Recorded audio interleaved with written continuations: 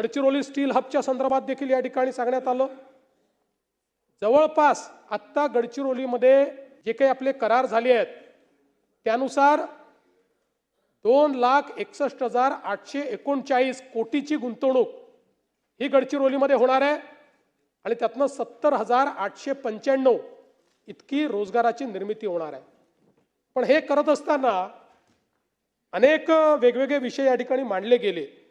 पहिल्यांदा तर आम्ही सांगितलंय की गडचिरोलीची जल, जमीन आणि जंगल या तिन्ही गोष्टीचं संवर्धन करून आपल्याला गडचिरोलीमध्ये विकास करायचा आहे आणि म्हणून आपण गडचिरोलीमध्ये 5 कोटी झाडं लावण्याचा एक उपक्रम हातामध्ये घेतलेला आहे।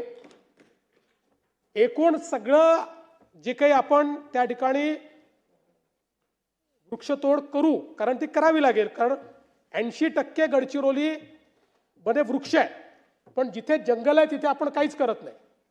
गैर जंगलाचा जो भाग आहे तिथे उद्योग जर पाहिजे असतील आणि तुम्हाला खाण जर खोदायची असेल तर तुम्हाला काही ना काही त्या ठिकाणी जागा रिकामी करावी लागते।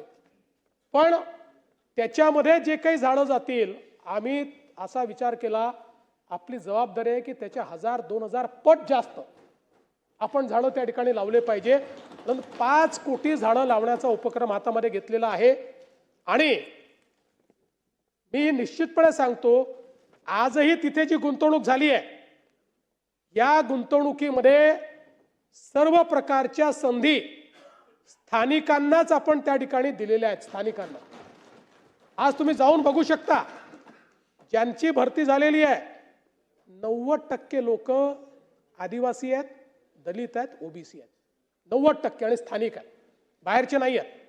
त्यांनाच प्रशिक्षण दिलेलं आहे। मी तुम्हाला सांगतो, मी स्वतः गेलो होतो, एक ट्रायबल मुलगी होती, आदिवासी समाजाची मुलगी होती, तिने मला सांगितलं की मी इथे आली झाडू पोछा करण्याकरता, मला 13-14 हजार रुपये पगार होता, त्यानंतर इथेच ट्रॅक्टर चालवायला शिकली, व्हॅन चालवायला शिकली, 30,000 रुपयापर्यंत पगार गेला आणि आता तीच मुलगी, आदिवासी मुलगी आमची त्या ठिकाणी ट्रक चालवते आणि 53,000 रुपये तिला पगार आहे, तिथेच प्रशिक्षण घेतो। त्यामुळे मला असं वाटतं की आज आपण तिथला नक्षलवाद संपवू शकलो, कारण लोकांच्या मनामध्ये ही भावना आपण तयार करू शकलो की हा विकास तुमच्याकरता आहे। आज आमच्या गोंडवाना विद्यापीठाने ऑस्ट्रेलियाच्या कर्टन विद्यापीठासोबत, जे मायनिंग मधलं जगातलं नंबर 1चं विद्यापीठ आहे, त्याच्यासोबत जॉईंट कोर्स चालू केला।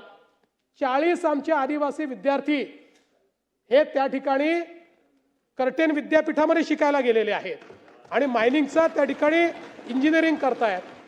आणि म्हणून लोकांना आजही त्या ठिकाणी लोकांना दिग्भ्रमित करणं, आदिवासी संस्कृती संपून जाईल असं सांगणं, हा प्रयत्न चाललाय, पण हा प्रयत्न यशस्वी होणार नाही।